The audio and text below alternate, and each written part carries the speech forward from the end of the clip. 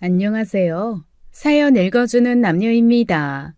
오늘도 와주셔서 감사드리며 그럼 오늘의 사연 바로 시작하겠습니다. 이른 아침이었습니다. 가게 셔터를 막 올리려던 순간 낯선 기척이 느껴졌어요. 고개를 돌리자 작은 아이 하나가 가게 앞에 서 있었죠. 말없이 저를 바라보는 눈빛이 낯설고도 묘했습니다. 아이의 옷은 흙먼지로 얼룩져 있었고 신발도 해져 있었어요. 아이 주변에는 누구 하나 함께 있는 어른도 없었죠. 처음 보는 얼굴이었지만 어딘가 모르게 익숙한 기분이 들었습니다. 마치 오래된 사진 속에서 막 걸어 나온 사람처럼 느껴졌어요. 잠시 아이와 눈을 마주쳤습니다. 그 눈은 아무 말 없이 가게 안을 향해 깊이 머물러 있었어요. 아이에게 무언가 말을 걸기엔 분위기가 조용했고 또 조심스러웠습니다. 저는 문을 열고 가게 안으로 들어섰어요. 문을 열자 찬 공기가 따라 들어왔고 아이는 그대로 문턱에 멈춰섰죠. 저는 아이에게 손짓으로 들어오라고 말했습니다. 그제야 아이는 고개를 끄덕이며 조심스럽게 안으로 들어왔어요. 말없이 앉아있는 아이에게 따뜻한 코코아 한 잔을 건넸죠. 작은 손으로 잔을 감싸는 모습이 어쩐지 마음을 아리게 했어요. 저는 아이 옆에 조심스레 앉았어요. 한참을 말없이 있다가 아이를 바라보며 묻고 싶었습니다. 아가, 이름이 뭐야? 엄마 아빠는 어디 계셔? 하지만 아이는 자기 앞에 놓인 코코아 잔을 물끄러미 내려다 볼 뿐이었죠. 그 모습이 오래전 어디선가 본 듯했어요. 마셔도 돼. 아줌마가 뜨겁지 않게 탔어. 저는 천천히 아이의 얼굴을 자세히 관찰했습니다. 아이의 이마와 눈썹, 그리고 오뚝한 코의 선까지 볼수록 익숙한 모습이었어요. 저는 입술이 마르고 심장이 거칠게 뛰기 시작했죠. 낯선 아이였지만 낯설지 않은 모습이었습니다. 분명하게 제가 아는 사람과 닮아 있었어요. 저는 두근거리는 마음으로 조심스럽게 다시 한번 아이에게 물었죠. 아가, 엄마 이름 알아? 엄마 이름이 뭐야? 그 짧은 질문을 던지며 저는 숨을 멈추고 아이의 대답을 기다렸습니다. 가슴이 터질 것 같았어요. 이윽고 드디어 아이는 입을 열어 자신의 엄마 이름을 말했죠. 우리 엄마는... 저는 아이 입에서 나온 아이 엄마 이름을 듣고 그만 질끈 두 눈을 감고 말았습니다. 제 머릿속에는 3년 전 그날의 일이 떠올랐어요. 저는 깊은 한숨을 내쉬었죠. 젊었을 적 저는 남편과 사별했습니다. 그때 제 나이 30이 조금 넘은 때였죠. 갑작스러운 사고였어요. 울 시간도 없이 장례를 치렀고 그날 이후 저는 딸아이 하나를 품에 안고 시골로 내려왔습니다. 도시의 생활은 제가 감당하기 어려웠거든요. 살 길이 막막했지만 멈춰 있을 수 없었어요. 낯선 마을에 터를 잡고 조그만 꽃집을 열었죠. 처음엔 하루에 손님이 한 명도 없는 날도 많았어요. 그래도 포기하지 않았습니다. 해 뜨기 전부터 꽃시장에 다녀오고 하루 종일 꽃을 다듬고 물을 갈며 시간을 보냈어요. 그런 나날을 이어가며 딸을 키웠습니다. 수입은 많지 않았어요. 그래도 꽃이 팔릴 때마다 저는 살아있다는 느낌을 받았죠. 딸은 씩씩한 아이였습니다. 고등학교를 졸업하자마자 마을 미용실에 취직했어요. 제게 부담 주지 않으려는 마음이 보였죠. 그래서 더 안타까웠어요. 둘이 함께 지내며 큰 욕심 없이도 따뜻한 하루들을 쌓아갔습니다. 비 오는 날엔 둘이 나란히 앉아 국수를 말아 먹고 겨울엔 난로 앞에 앉아 귤을 까먹었어요. 세상 그 누구보다 다정한 딸이었습니다. 송이야, 됐다니까. 네가 번 돈인데 네가 써야지. 엄마는 괜찮아. 얼른 도로 가져가. 에이, 엄마, 나도 이제 어엿하게 월급 받는 어른이라니까. 엄마도 이제 좀 나한테 기대해. 항상 내가 엄마한테 기대기만 했잖아. 그래도 네가 고생해서 번 첫 월급인데 엄마가 덥석받으면 되겠어? 너 필요한 데 쓰고 잘 저축해. 엄마가 그동안 나 키우느라 고생한 거 생각하면 이건 아무것도 아니지. 엄마, 나 이제 다 컸어. 앞으로는 내가 엄마 지킬게. 그 말을 들었을 때 마음이 무너지는 줄 알았습니다. 기특하고 또 미안하고 사랑하는 사람이 남긴 아이, 그 아이가 어느새 저를 위로하는 어른이 되어 있었어요. 그 시절 우리는 많은 것을 가진 건 아니었지만 하루하루가 감사한 시간이었습니다. 딸아이는 27이 되던 해에 처음으로 남자친구가 생겼다고 말했습니다. 조심스럽게 집으로 데려온 남자는 말수가 적고 눈웃음이 부드러운 사람이었죠. 딸과 함께 앉은 자리에서 그는 저를 향해 몇 번이나 고개를 숙이며 인사를 건넸습니다. 그 모습을 보고 저는 마음을 놓았어요. 속이 깊은 사람인가 보다 했죠. 결혼 이야기도 빠르게 오갔습니다. 딸의 표정이 환했어요. 그 웃음 하나만으로도 저는 괜찮다 여겼습니다. 하지만 그 믿음은 오래가지 않았죠. 불과 몇 달도 되지 않아 그 남자가 경찰에 붙잡혔습니다. 사기죄였어요. 딸을 속여 접근했고 교묘한 거짓말로 신뢰를 얻었다고 했습니다. 조사를 통해 드러난 것은 더 충격적이었죠. 그 남자는 이미 전과가 8번이나 있었어요. 딸은 그 사실을 듣고 그대로 무너졌습니다. 방 안에 틀어박혀 며칠을 울었고 밥도 제대로 먹지 않았어요. 이제 그만 있자. 네 잘못도 아니고 자꾸 생각하면 너만 더 힘들기만 해. 엄마, 나는 왜 하필이면 그런 사람을 만난 걸까? 내가 뭘 그렇게 잘못한 거야? 그런 소리 하지 마. 세상엔 좋은 사람도 많아. 지금은 그저 운이 나빴던 거야. 아니야, 엄마. 나한텐 그런 운도 없나 봐. 나도 남들처럼 평범하게 사랑하고 싶었는데 왜 나만 이렇게 힘들어야 돼? 누구나 한 번쯤은 겪는 일일 수도 있어. 엄마도 네 아빠 먼저 보내고 얼마나 힘들었는지 몰라. 그래도 견디다 보니 이렇게 너랑 웃으면서 살잖아. 나 정말 자신 없어. 이제 아무도 못 믿겠어, 엄마. 엄마는 언제나 네 편이고 네 곁에 있어.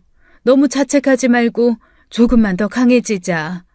네 곁엔 엄마가 있어. 알지? 엄마 나 정말 너무 힘들어. 그래, 엄마가 알아. 마음껏 울어. 속에 있는 거 다 털어내고 엄마한테 기대서 푹 울어버려. 그날 밤 저는 조용히 꽃집에 나가 꽃들을 정리했습니다. 마음이 가라앉지 않았어요.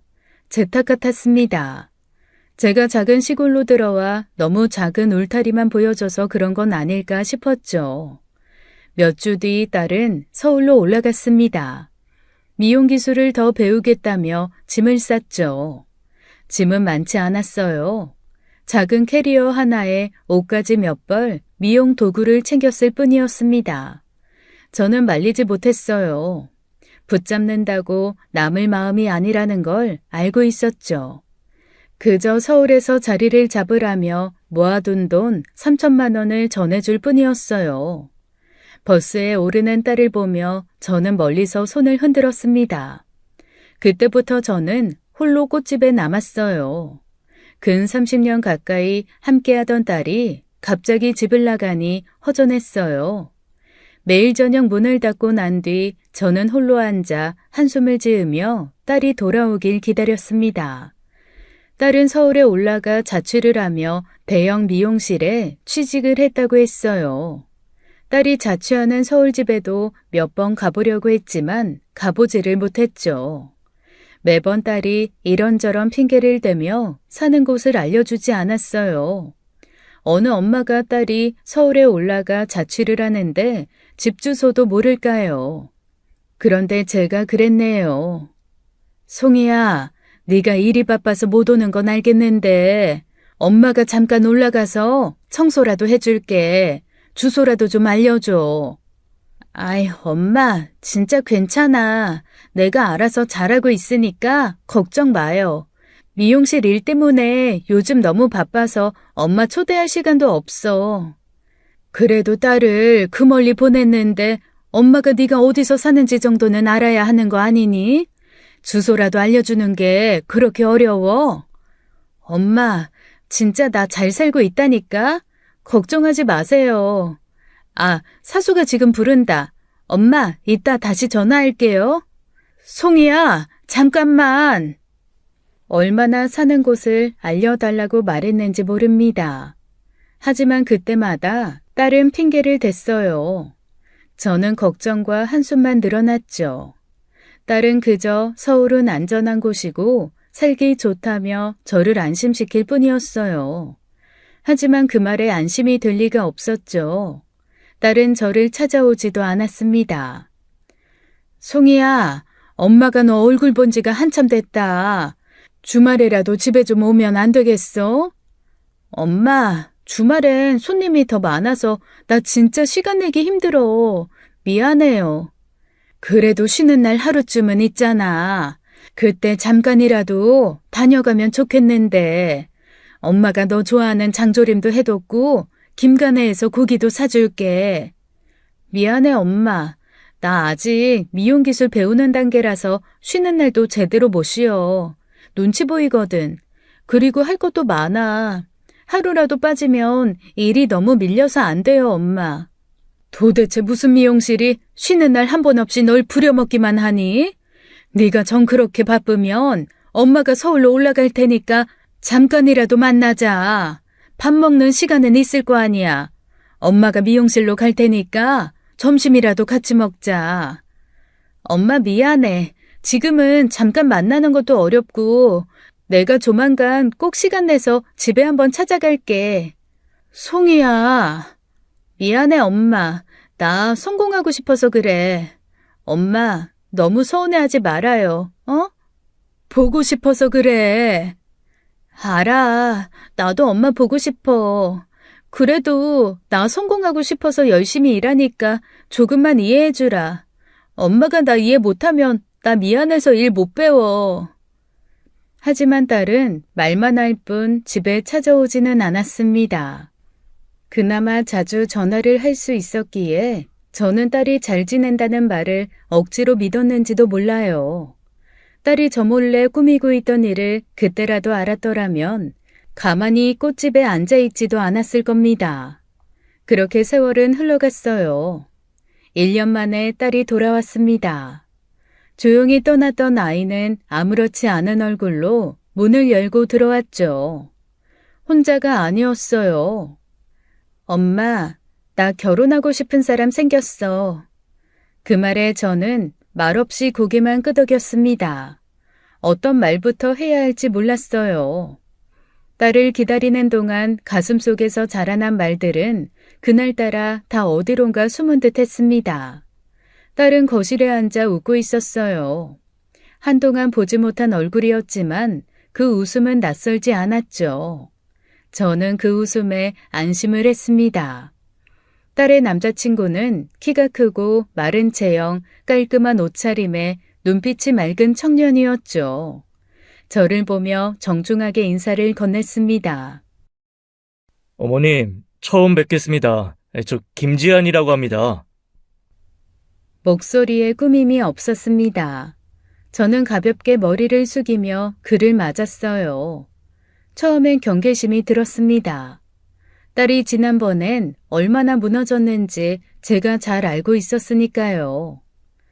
엄마는 네가 또 다칠까 봐 자꾸 마음이 안 놓여. 저 총각은 진짜 괜찮은 사람인 거니? 너 또 힘들어하는 모습 보기 싫어서 그래. 엄마, 나 이번엔 진짜 괜찮아. 지한 씨가 나한테 함부로 희망만 주는 사람이 아니라 내 부족한 부분까지 다 이해하고 안아주는 사람이야. 네 부족한 부분이라니? 네가 남들보다 모자란 게 뭐가 있다고? 그냥 믿을 수 있는 사람이다 이 말이니? 솔직히 나도 처음엔 무섭고 걱정됐는데 이젠 진짜 믿어볼 수 있겠다는 생각이 들어. 그래, 네가 그렇게 말하니까 엄마도 믿어주고 싶은데 아직 엄마 마음 한구석엔 걱정이 남아있다. 또 네가 상처받으면 엄마 가슴이 무너지잖아. 나도 알아, 엄마. 근데 이번엔 진짜 달라. 지한 씨 만나면서 이 남자라면 나도 행복해질 수 있겠다는 생각이 들었어. 그러니까 엄마도 너무 불안해하지 말고 한 번만 더 믿어줘. 딸 말대로 예비사위는 믿을 만한 사람이었습니다. 예비사위는 무리하게 말을 느리지 않았고 딸 옆에 앉아 조용히 미소 지을 뿐이었어요. 저는 그날 저녁 두 사람에게 밥상을 차려주었습니다. 반찬이 조금 짰는지 예비사위는 물을 자주 마셨죠. 그럴 때마다 딸은 수저를 내려놓고 미소를 지으며 사위에게 물컵을 건넸어요. 그 작은 손길을 보며 저는 깨달았습니다. 딸이 사랑하고 있구나, 그리고 이번엔 정말이구나 싶었어요. 한 달 뒤 두 사람은 결혼하겠다고 말했습니다. 사위는 고등학교 때 부모를 잃고 혼자 살아왔다고 했어요. 저는 그 이야기를 들었을 때 마음이 저렸습니다. 하지만 곧 그 아픔이 둘을 어떻게 연결했는지 이해할 수 있었죠. 결혼식은 작고 단정하게 치렀습니다. 작은 웨딩홀에서 꽃다발 하나와 축하 인사 몇 마디로 두 사람은 부부가 되었어요.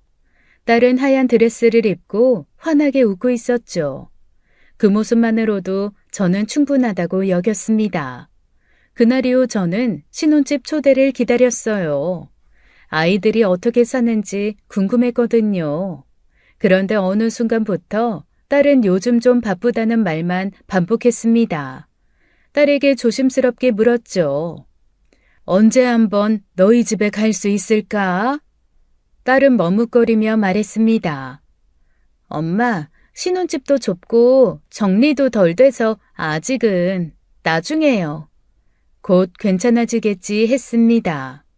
정말 바쁜가 보다 젊은 사람들이 사는데 괜히 불편하게 하고 싶지 않았죠. 바쁜 아이들을 위해 반찬이라도 해보내려고 했습니다. 딸이 좋아하는 반찬과 이전에 사위가 잘 먹었던 반찬들을 한가득 만들고 전화를 걸었어요. 주소만 알려줘. 반찬들 잘 포장해서 택배로 보내줄게. 엄마, 저번에도 말했잖아. 우리 일이 바쁘기도 하지만 시간을 정해놓고 하는 일이 아니라 식사 시간도 대중 없어.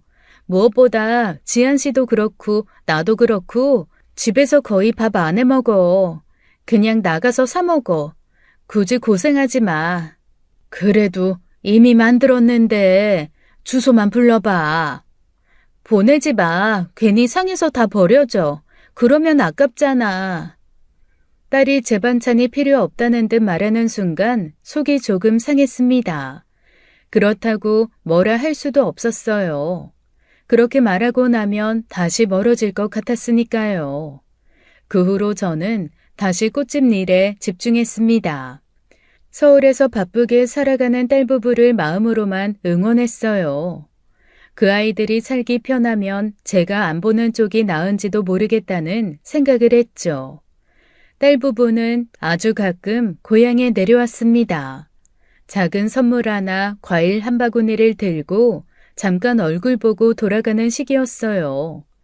한 번은 딸이 집 앞에 두고 간 편지를 보고 웃음이 났습니다. 엄마, 요즘도 꽃 많이 피어요? 다음엔 더 오래 있을게요. 다음이라는 말이 언제가 될지는 알 수 없었지만 그래도 한 글자 한 글자 꾹꾹 눌러 쓴 그 문장이 어딘가 마음에 닿았어요. 하지만 그 이후에도 딸은 한 번도 저를 집에 초대하지 않았습니다. 어쩌면 딸이 진짜 바쁜 걸지도 모릅니다. 아닌지도 모르고요. 저는 묻지 않기로 했어요. 굳이 속내를 들춰내지 않아도 그 아이가 잘 살고 있다면 그걸로 된 거라고 스스로를 달랬어요. 하지만 이따금씩은 작은 찬장 앞에 놓인 그릇들을 바라보며 이 밥그릇을 딸에게 쓰게 될 날은 다시 없을까 하고요. 딸은 결혼 후 한 달이 지나고 임신 소식을 전해왔습니다. 엄마, 나 임신했어요. 전화기 너머로 들려오는 목소리는 작았지만 그 속에 담긴 기쁨은 또렷했습니다. 저는 말없이 가슴을 쓸어내렸어요. 이제 딸이 엄마가 된다는 사실이 믿기지 않았죠. 조심스럽게 서울로 올라갈 준비를 했습니다. 몸조리를 도와줄 겸 딸 옆에서 잠시 지내고 싶었죠. 그런데 딸이 말했습니다. 엄마, 굳이 안 와도 돼. 아직 괜찮아. 그리곤 잠시 망설이다가 덧붙였어요. 지한 씨가 조금 불편해할 수도 있잖아. 물론 엄마도. 저는 말없이 고개를 끄덕였습니다. 딸은 보지 못했겠지만 제 입꼬리는 억지로 올라가 있었어요. 서운했습니다. 하지만 내색하진 않았어요. 그저 요즘 젊은 사람들 생각이 그러하겠거니 여겼죠. 그날 이후 저는 서울에 가지 않았습니다. 딸이 아이를 낳을 날만 손꼽아 기다렸어요. 꽃집 안에서 꽃을 다듬으며 아이가 무사히 태어나기만을 바랐습니다. 가게 문을 닫고 집으로 돌아가는 길, 문득 딸의 어린 시절이 떠올랐어요. 그 아이가 이제 또 하나의 생명을 품고 있다는 것이 참 묘한 기분이었죠. 그리고 저는 그저 그 곁에 있지 못한 채 멀리서 기도할 수밖에 없음을 진실로 안타까워했습니다. 딸의 임신 소식을 들은 뒤로 저는 매일 달력을 들여다보며 날짜를 세워갔어요. 몸조리할 시기쯤이면 도울 일이 많을 거라 여겼죠. 그러나 예상과는 달리 딸 부부는 저와의 연락을 점점 피했습니다. 처음엔 바쁜가 보다 했어요. 출근 시간 맞춰 가게 문을 열고 하루 종일 꽃잎을 손질하다 보면 시간은 저절로 흘렀죠. 그러다 문득 딸 생각이 나 전화를 걸면 딸은 늘 짧게만 말하고 전화를 끊었습니다. 엄마, 지금 손님이 와서 미안해. 이따 전화할게. 엄마, 잠깐만. 지금은 전화하기가 좀 곤란해서. 그런 말들만 남기고 딸은 늘 전화를 서둘러 끝냈습니다. 목소리를 듣는 것만으로도 다행이라 여기며 전화를 마무리하곤 했죠. 그렇게 시간이 흘렀고 출산일이 다가왔습니다. 저는 혹시나 싶어 하루에 한 번씩 전화를 걸었어요. 그런데도 딸은 여전히 짧게만 응답했죠. 어느 날은 전화를 받지 않기도 했습니다. 걱정이 깊어지던 어느 날 저녁 꽃집 문을 닫고 나와 딸에게 전화를 걸었어요. 통화 연결음이 한참 울리고 나서야 딸이 받았죠. 엄마, 왜? 왜는 무슨 왜야? 너 출산일 다 됐잖아. 병원엔 언제 가는데? 딸은 아무 말이 없었습니다. 숨소리만 조용히 들렸어요. 지금 몸 상태는 어때? 진통은 아직이야? 병원은 미리 예약해놨니? 제 질문이 이어졌고 딸은 여전히 대답하지 않았습니다. 왜 아무 말이 없어? 그제야 딸이 작게 입을 열었습니다. 엄마, 사실은 며칠 전에 낳았어. 딸이야. 저는 핸드폰을 든 손에 힘이 빠지는 걸 느꼈습니다. 가만히 있던 꽃집 바닥이 미세하게 흔들리는 것 같았어요. 지금 뭐라고 했니? 그냥 갑자기 진통이 와서 병원에서 바로 나왔어. 일주일 전에 퇴원도 했고. 저는 그 말을 듣는 순간 자리를 박차고 일어났습니다. 그게 지금 할 소리니? 너 나한테 말도 없이 애를 낳았다고? 엄마한테 연락은 했었어야지. 엄마, 미안해. 나 그때 정신이 없었고 상황이 급해서. 정신이 없었다고? 얼마나 정신이 없으면 그럼 애 낳고 일주일이 지나도록 단 한마디 말도 못해? 숨이 턱끝까지 차올랐습니다. 그동안 참아 입 밖으로 내지 않으려던 말들이 한꺼번에 터져나왔어요. 엄마가 뭘 그렇게 잘못했니? 네가 엄마가 되는 그 순간에 이 엄마가 옆에 있는 게 그렇게 싫었어? 아니야. 그런 게 아니라 엄마 미안해. 자꾸 미안하단 소리 하지 마. 엄마는 그 말이 제일 듣기 싫어. 요즘 널 보면 자꾸 엄마를 피하려는 것 같아서 마음이 너무 아프다. 너 사는 것도 모르고 네가 애를 낳는 순간에도 함께 못하고 엄마가 손주 얼굴도 한 번 못 본 게 말이나 되니? 엄마 이번엔 무조건 서울 올라갈 거야. 네가 진짜 잘 지내고 있는지, 대체 어떻게 살고 있는지, 그리고 엄마 손주는 어떻게 생겼는지 내 두 눈으로 직접 확인할 거다. 엄마, 진짜 그런 거 아니야. 엄마 일부러 피하려고 한 적 없어요. 나도 매일매일 엄마한테 미안해서 가슴이 답답하단 말이에요. 엄마 마음 나도 알지만 지금은 정말 좀 기다려주면 안 될까? 애도 아직 너무 어리고 몸도 약해요. 조금만 더 크면 그때 엄마가 와서 보면 되잖아. 그 말이 벌써 몇 번째야. 송이야, 엄마는 이렇게 계속 기다리기만 해야 되니? 이러다 네 얼굴 까먹겠어. 엄마가 너 힘들게 하려는 것도 아니고 오래 있을 생각도 아니야. 그냥 얼굴 잠깐 보고 애교 얼굴 보고 오겠다는 건데 그게 그렇게 어렵니? 엄마 마음 모르는 거 아니에요. 나도 엄마 보면 눈물 날 것 같아서 너무 보고 싶어서 참고 있어. 그럼 보면 되잖니, 보면. 여보세요? 송이야, 송이야, 듣고 있니? 엄마, 미안해. 그냥 다음에 봐요. 엄마가 오면 아이가 너무 힘들어할 거야. 낯선 사람을 보면 그치지 않고 울기만 하거든. 낯선 사람. 그 말이 제 마음을 찔렀습니다. 어느덧 저는 딸에게 낯선 사람이 된 듯했어요. 결국 저는 이번에도 딸 부부를 보지 못했습니다. 섭섭함은 어느새 분노로, 분노는 다시 걱정으로, 걱정은 의문으로 바뀌어 갔죠. 기다림도 반복되면 체념이 됩니다. 딸에게 서운함을 표현하지 않기로 마음먹은 뒤 저는 말수도 줄었고 꽃집 안에서도 라디오를 켜지 않았습니다. 그러다 저는 불현듯 사위가 처음 인사 온 날 기억이 났어요. 그날 저는 사위차에 떨어져 있던 사위 명함을 발견했었죠.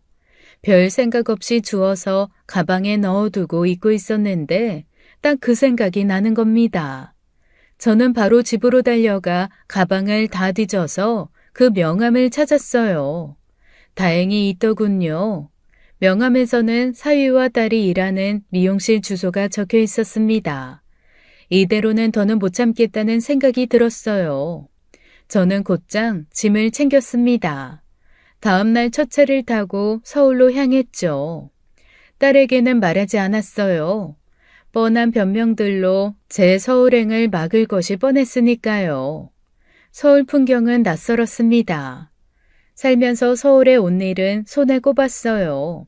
간신히 사위 미용실에 도착했을 때 유리 너머로 사위가 앉아서 핸드폰을 하고 있는 모습이 보였습니다. 조용히 사위 뒤로 가 무엇을 보는지 보았죠. 사위는 딸이 출산한 아이의 사진을 보고 있었어요. 한 장 한 장 사진을 보며 흐뭇한 미소를 짓더군요. 제 갑작스러운 방문이 괜히 단란한 이 아이들 가정에 분란을 일으킬까 잠시 걱정이 되었습니다. 제 인기척을 느낀 사위가 고개를 돌려 저를 보았죠. 장모님? 순간 사위는 손에 쥔 핸드폰을 떨어뜨렸습니다. 그 소리에 다른 직원들이 무슨 일인가 싶어 저를 쳐다보았어요. 자네, 못 볼 사람을 본 표정이구만.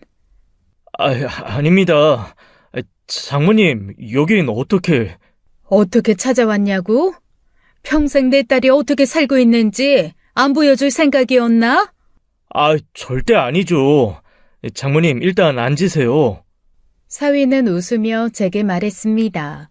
하지만 그 웃음 속에 반가움은 없었어요. 그저 놀람과 당황이 뒤섞인 표정이었죠. 앉을 생각 없네. 지금 자네 집으로 안내하게. 장모님, 그게 지금은 손님 예약이 많아서 가게를 비울 수가 없어요. 연락이라도 주고 오시지. 이렇게 갑자기 오셔서 제가 좀 자리를 비우기 곤란합니다. 제가 나중에 다시 연락드리고 장모님 댁으로 찾아뵐게요. 자네 지금 나랑 장난하나? 여기까지 왔는데 지금 그냥 버스 타고 집으로 가라는 말이야? 장모님, 그게 아니라... 내가 몇 번을 참았다고 생각해. 딸이 애를 낳았는데 엄마가 집 한번 못 가본다는 게 말이 돼? 지금 당장 집으로 안내하게. 장모님, 그게 아니라 진짜로 지금은 좀 어려워서. 저도 사정이 있지 않습니까? 이해 좀 해주세요. 사정? 무슨 사정이 그렇게 많아? 내가 그 사정 봐준다고 몇 년을 기다렸는지 아나? 더 이상 핑계대지 말고 당장 앞장서. 내 딸 어디서 어떻게 사는지 오늘은 꼭 봐야겠네. 한마디만 더 하면 그땐 정말 화낼 줄 알아? 결국 사위는 마지못해 저를 집으로 안내하기로 했습니다. 그러면서 제 눈치를 보며 딸에게 전화를 하는 듯 했죠. 방금 오셨어. 나도 모르지. 그래. 장모님, 전화 좀. 그러면서 사위는 제게 전화를 넘겼어요. 수화기 넘어 딸의 목소리가 들려왔죠. 엄마, 연락도 없이 갑자기 오시면 어떡해? 연락을 하면 네가 오라고 하디? 내 딸이 애를 낳았다는데 내가 엄마가 돼서 찾아오지도 말라고 말하고 싶은 거야? 엄마, 왜 말을 그렇게 해? 난 그게 아니라 나중에 정식으로 초대한다고 했는데 그냥 잘 지내는지 얼굴만 보고 가마. 엄마. 왜? 또 무슨 핑계를 대려고? 얼굴도 못 보여줄 상황이니? 송이 너, 나 다시 안 볼 생각이야? 그게 아니라 엄마. 그런 거 아니면 집에 있어. 잠깐 들리마. 그럼 밖에서 만나 엄마. 내가 1시간 뒤에 그리로 갈게. 아니 2시간쯤. 송이야. 엄마. 송이야. 나는 니들이 어떻게 사는지 오늘은 꼭 봐야겠어. 다른 말 말거라. 집으로 갈 테니 어디 가지도 말고. 난처해하는 딸의 목소리에서 저는 그 이유를 찾을 수가 없었어요. 사는 게 너무 초라해서일까요? 그렇다면 제 가게를 팔아서라도 딸만큼은 좋은 집으로 옮겨줄 수 있었어요. 아니면 혹시나 태어난 손주에게 이상이 있는 걸까요? 그렇다 하더라도 저는 알아야 했습니다. 더욱 딸을 만나야겠다는 생각뿐이었죠. 사위의 안내를 따라 처음으로 딸의 집을 찾았습니다. 작고 낡은 빌라였어요. 초인종을 누르기도 전부터 가슴이 뛰었습니다. 문이 열렸고 딸이 현관에 서 있었죠. 저는 안으로 성큼 들어서며 딸에게 말했어요. 내 딸 집 한번 오기 힘들구나. 딸은 머뭇거리며 저를 따라왔습니다. 대체 내 딸이 결혼하고 어떻게 살고 있는지 방안을 둘러보았어요. 그리고 저는 처음으로 딸이 낳은 손녀를 보았습니다. 하지만 손녀의 모습을 본 저는 기겁을 하고 말했어요. 송이야, 이 아이가 네 딸이 맞니? 맞아? 하지만 제 물음에 딸은 대답하지 못했습니다. 저는 아이를 뚫어져라 바라보았어요.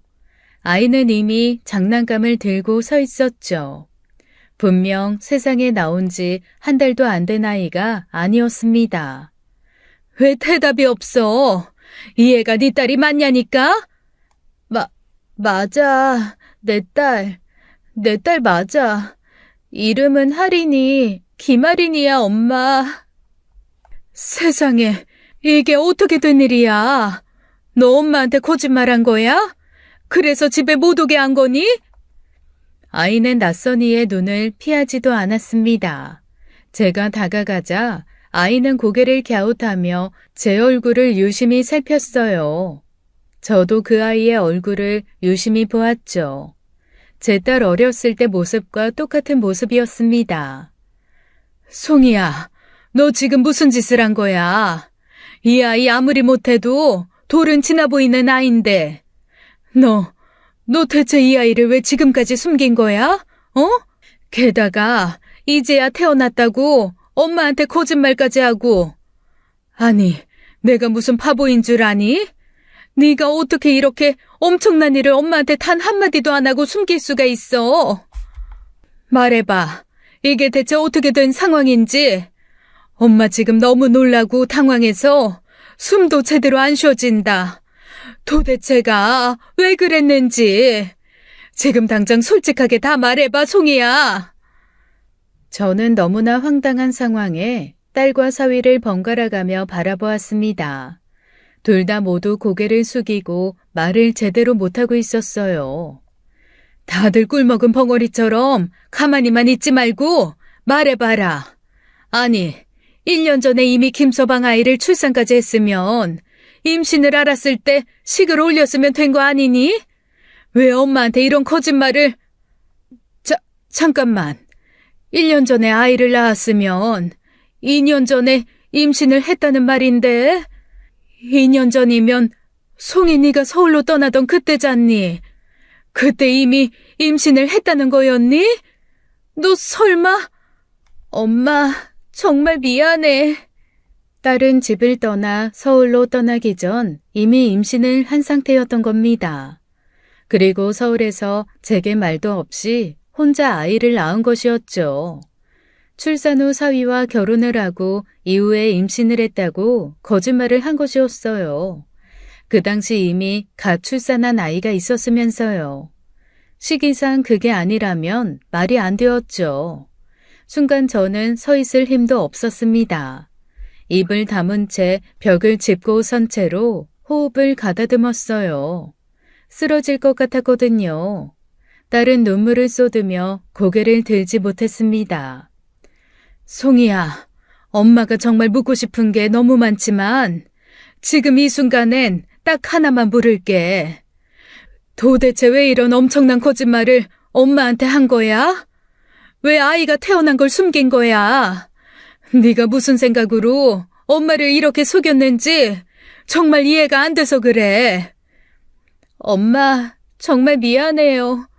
처음부터 엄마한테 말하고 싶었는데 그때는 도저히 말할 용기가 나질 않았어요. 너무 겁이 나고 엄마한테 실망 주기 싫었어. 내가 너무 큰 잘못을 한 것 같아서 차마 입이 떨어지지 않았어요. 그래서 이렇게까지 숨기고 또 숨긴 거야? 아무리 그렇다고 해도 이렇게 엄청난 일을 어떻게 엄마한테 말 한마디 없이 숨길 수가 있어? 너 솔직히 말해. 서울 올라가기 전부터 지금 네 옆에 있는 지안이 이미 알고 있었던 거야? 너희 그때부터 만나고 있었던 거니? 아니야, 엄마. 그때는 지안 씨 몰랐어. 지안 씨는 나 서울 올라가서 힘들 때 만난 사람이에요. 그전엔 정말 몰랐어요. 뭐라고?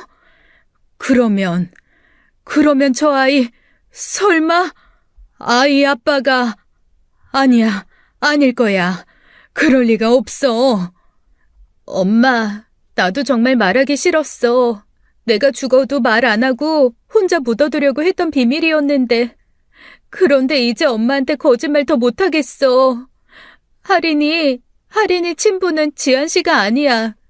사실 하린이 아빠는 엄마가 아는 사람인데 내가 처음에 데려왔던 그 사람, 그 사기꾼 새끼가 하린이 친부야. 이게 무슨... 송이야, 지금 네가 대체 무슨 말을 하는 거니? 딸의 엄청난 고백에 저는 정신을 잃을 것 같았습니다. 심장이 덜컥 내려앉는 듯 했고 입술이 바짝 마르기 시작했어요. 너 어떻게 이렇게 엄청난 짓을 할 수가 있어? 장모님, 제가 그랬어요.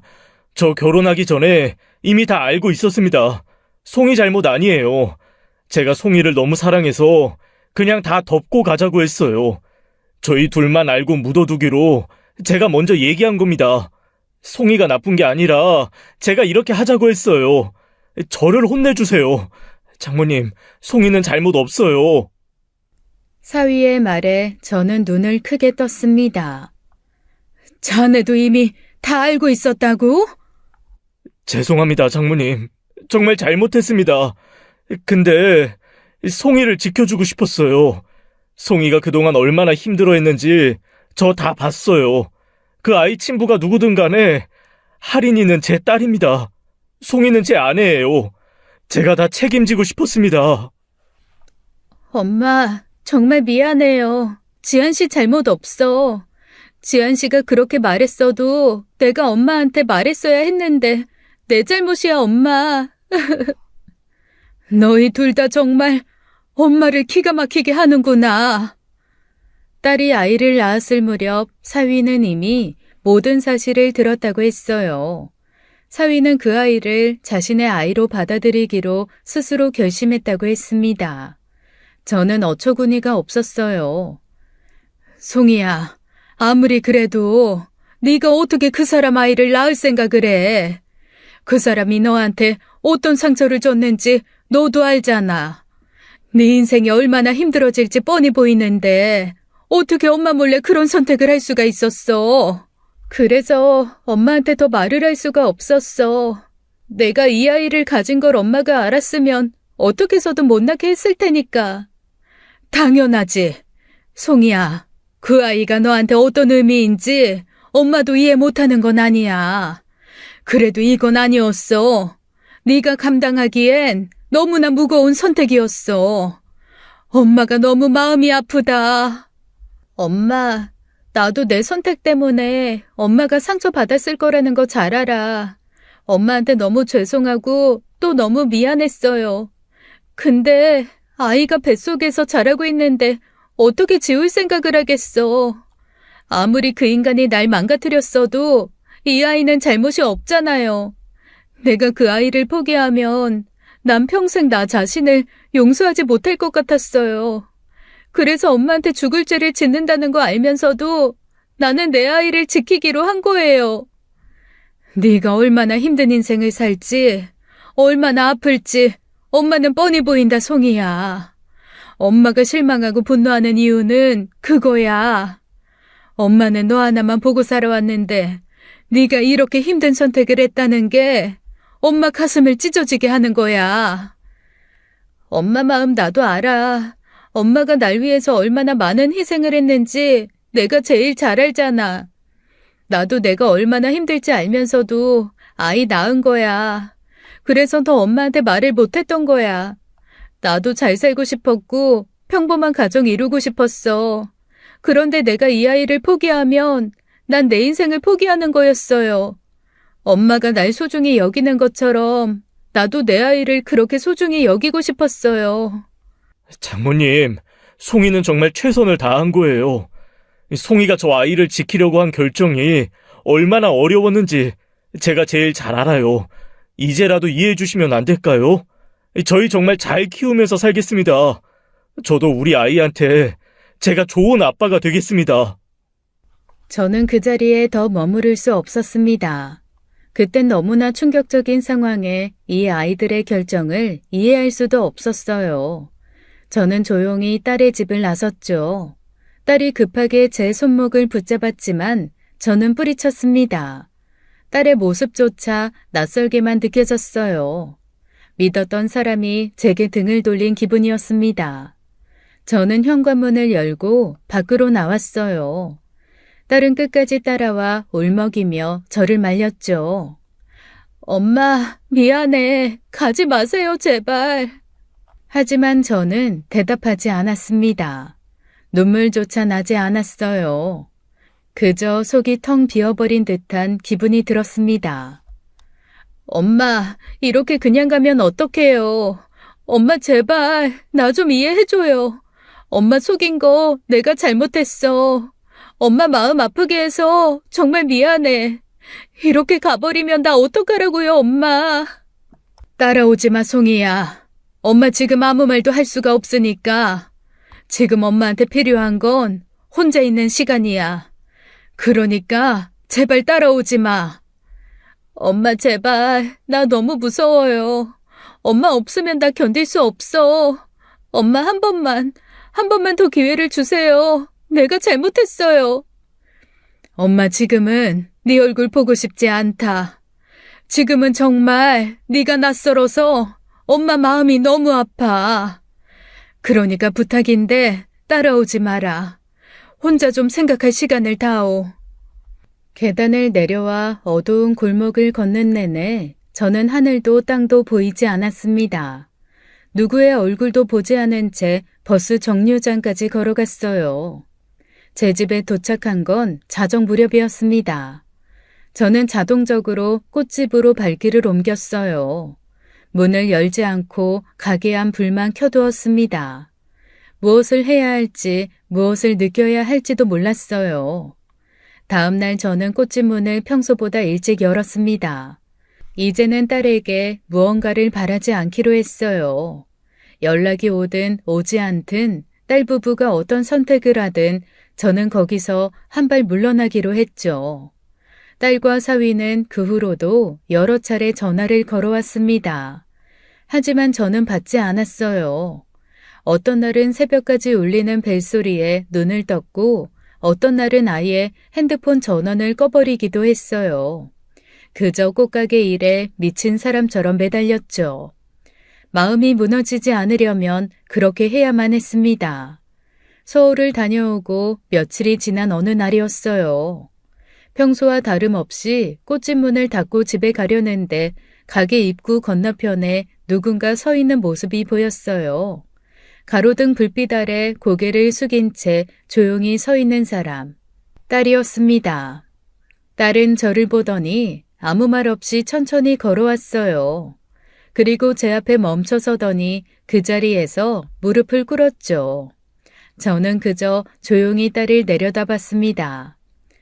엄마, 처음부터 엄마를 속일 생각은 아니었어.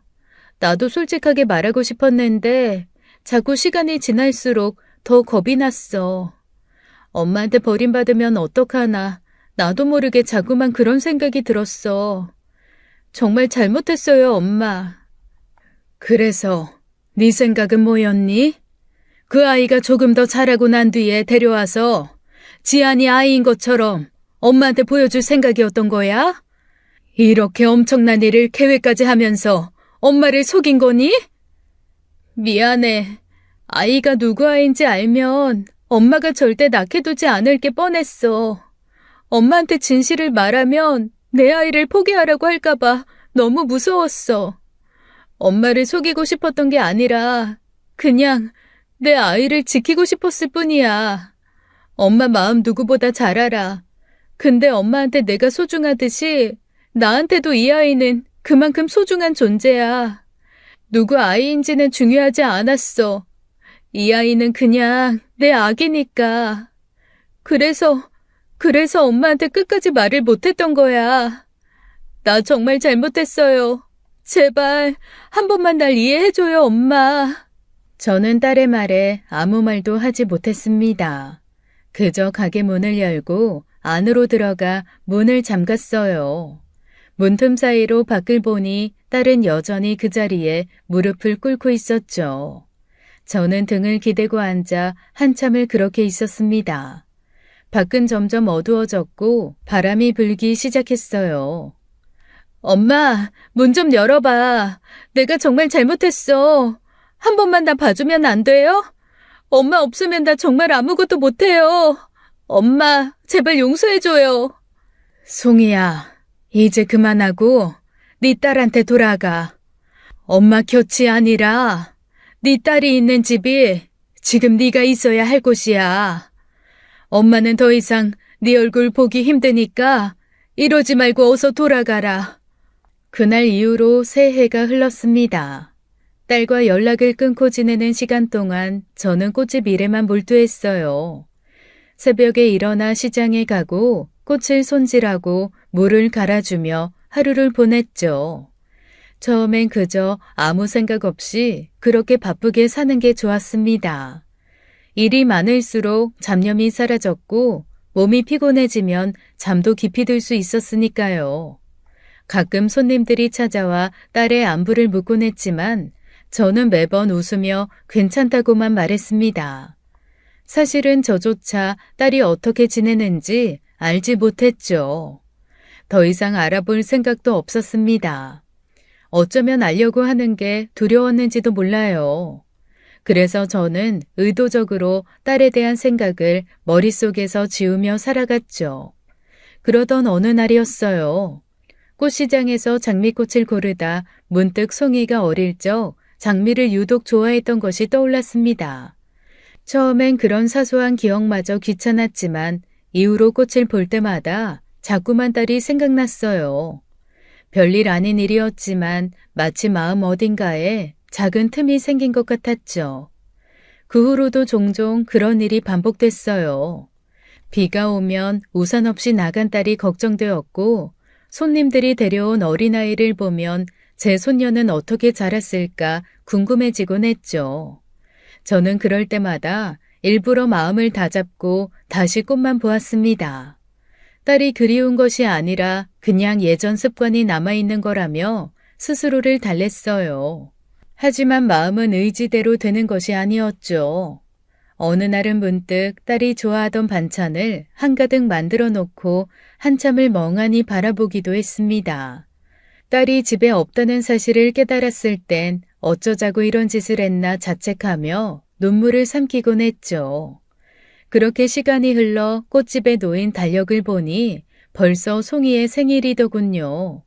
잊은 줄 알았던 딸의 생일이 아직도 제 손끝에 선명하게 남아있는 걸 보며 저는 그저 씁쓸하게 웃었습니다. 결국 저는 그날 처음으로 전화기 버튼을 누르려다 말았습니다. 번호를 다 눌렀지만 통화 버튼을 누르지는 않았죠. 제 마음속에서 딸을 다시 마주할 용기가 나지 않았기 때문이었어요. 그러면서도 제 마음 한구석에는 늘 작은 빈 공간이 있었습니다. 손님들이 가끔 저를 보고 묻곤 했죠. 혼자서 외롭지 않냐고, 딸 보고 싶지 않냐고 말입니다. 그럴 때마다 저는 짐짓 태어난 척 미소를 지으며 괜찮다고 했어요. 하지만 밤이 되면 혼자 남은 방 안에 가득 찬 어둠 속에서 딸의 이름을 소리 없이 불러보기도 했죠. 어쩌면 그게 제가 할 수 있는 유일한 위로였는지도 모릅니다. 그런데 어느 날부터인가 저는 이상하게도 저녁이면 꽃집 앞 골목길을 한참이나 바라보는 버릇이 생겼어요. 골목 모퉁이 너머로 혹시라도 송이와 아이가 걸어오는 상상을 하고 있었던 것이죠. 하지만 아무도 없는 골목만 하염없이 바라보며 서 있으면 결국 저는 헛된 바람을 품은 자신을 꾸짖으며 가게 문을 닫았습니다. 그렇게 딸을 밀어내며 지내온 세월이 벌써 3년이었죠. 제 마음은 아무 일도 없었던 것처럼 무덤덤한 척했지만 사실 저는 한 번도 딸을 잊은 적이 없었습니다. 저 자신에게조차 솔직해지는 게 두려워 애써 외면했을 뿐이죠. 그런 날들이 반복되는 동안 어느새 저는 딸을 다시 마주친다면 과연 어떤 말을 할 수 있을지 상상해 보기도 했습니다. 이제는 괜찮다고, 다 이해한다고, 너무 보고 싶었다고, 그러나 막상 입 밖으로 꺼내보려 하면 차마 입술이 움직이지 않았어요. 세 번째 봄이 다시 찾아왔을 때 저는 문득 깨달았습니다. 제 마음의 빈자리를 다시 채워줄 수 있는 사람은 오직 딸뿐이라는 것을요. 하지만 그런 마음을 인정하는 것이 그동안 제가 버텨온 시간을 무너뜨리는 것 같아서 쉽지 않았습니다. 그렇게 저는 다시 마음을 숨기고 지냈어요. 하지만 저는 몰랐습니다. 마음 한구석에서는 아주 오래전부터 그 아이와 딸을 기다리고 있었다는 사실을요. 그날은 새벽부터 유난히 안개가 짙었어요. 저는 여느 때처럼 꽃집 셔터를 천천히 올렸습니다. 그때 왠지 모르게 낯선 기척이 느껴졌어요. 가게 옆에 작고 가느다란 그림자가 서 있었죠. 말없이 꽃집 안을 바라보고 있던 어린 아이였어요. 오래전 그 자리에 무릎 꿇었던 딸의 모습이 순간 떠올랐죠. 아이의 볼은 바람에 발그레 물들어 있었고 겉옷자락이 바람결에 가볍게 흔들리고 있었죠. 저는 조심스럽게 다가가 아이를 내려다 보았습니다. 놀라 도망칠 줄 알았지만 아이는 그저 가만히 고개를 들고 저를 바라보았어요. 저는 천천히 손을 내밀며 아이에게 말했습니다. 춥지? 안으로 들어가자. 아이의 손은 얼어 있었습니다. 그 손을 잡고 가게 안으로 데려온 뒤 따뜻한 코코아를 건넸어요. 아이는 조용히 컵을 두 손으로 감쌌죠. 이름이 뭐니? 아이는 조용히 고개를 숙이고 대답을 하지 않았습니다. 잠시 침묵이 흘렀고 저는 다시 입을 열었어요. 아가, 엄마 이름이 뭐야? 그제야 아이가 조용히 고개를 들었습니다. 또렷한 발음으로 한 단어를 말했죠. 우리 엄마 이름은 천송이요. 장미꽃 천송이처럼 예쁘게 살라고 엄마의 엄마가 이름을 지어줬대요. 그 말을 듣는 순간 저는 더는 숨길 수 없었습니다. 이상하게 뜨거운 눈물이 멈추지 않았어요. 그 아이는 제 손녀였습니다. 저는 아이를 가만히 안았어요. 아이는 말없이 제 품에 안겨왔죠. 오랜 세월 그 따뜻함을 잊고 있던 온기였습니다. 얼마나 시간이 흘렀을까요? 문 밖에 인기척이 느껴졌어요. 고개를 돌리자 딸과 사위가 그 자리에 서 있었습니다. 둘 다 고개를 숙인 채였어요. 저는 아무 말 없이 아이의 등을 천천히 쓸었습니다. 그리고 입을 열었죠. 집에 가서 아침 먹자. 저는 딸과 사위 그리고 제 손녀를 집으로 데리고 갔어요. 세 사람이 함께 조용히 아침을 준비했어요. 손녀만 연신 조잘거리고 저희 세 사람은 말이 없었습니다. 식사가 끝난 뒤 저는 조용히 창밖을 바라보았어요. 얘 데리고 자주들 와. 그날 밤 손녀는 제 품 안에서 잠들었습니다. 저는 조용히 그 아이의 숨소리를 들으며 아주 작게 웃었어요. 다음 날 아침 저는 평소보다 더 이른 시각에 꽃집 문을 열었습니다. 아직 딸의 마음을 완전히 이해한 것은 아니에요. 딸도 그렇겠죠. 하지만 시간의 흐름 속에서 저는 자연히 딸을 용서한 것 같아요. 그날 이후로 한 계절이 지나고 다시 꽃들이 피었습니다. 손녀는 더 자라 말도 늘고 웃음도 많아졌어요. 딸은 주말마다 반찬을 들고 내려왔고 사위는 늘 조용히 운전을 맡았죠. 저는 사위에게 아직 하지 못한 말이 있었습니다. 어느 주말 사위가 가게 안에 잠깐 머물렀어요. 제가 들기 무거운 화분을 옮겨주고 전구를 갈아주고 있는 사위에게 저는 조심스럽게 말을 건넸습니다. 처음 자네가 우리 집에 왔을 때 사위는 놀란 듯 저를 보았어요. 저는 천천히 말을 이었습니다. 내 손녀를 안아주고 내 딸을 있는 그대로 받아줘서 이제 와서 말하지만 참 고맙네. 사위는 제 말에 아무 말 없이 미소를 짓다가 고개를 숙였습니다. 저도 감사합니다, 어머님. 저는 더 말을 잇지 않았어요. 그저 가게 안에 피어있는 이 꽃들의 향기처럼 우리의 마음이 오래도록 남기를 바랬습니다. 지금까지 사연 읽어주는 남녀였습니다. 끝까지 시청해주신 여러분 감사드리며 저희는 다음 사연으로 돌아올게요. 감사합니다.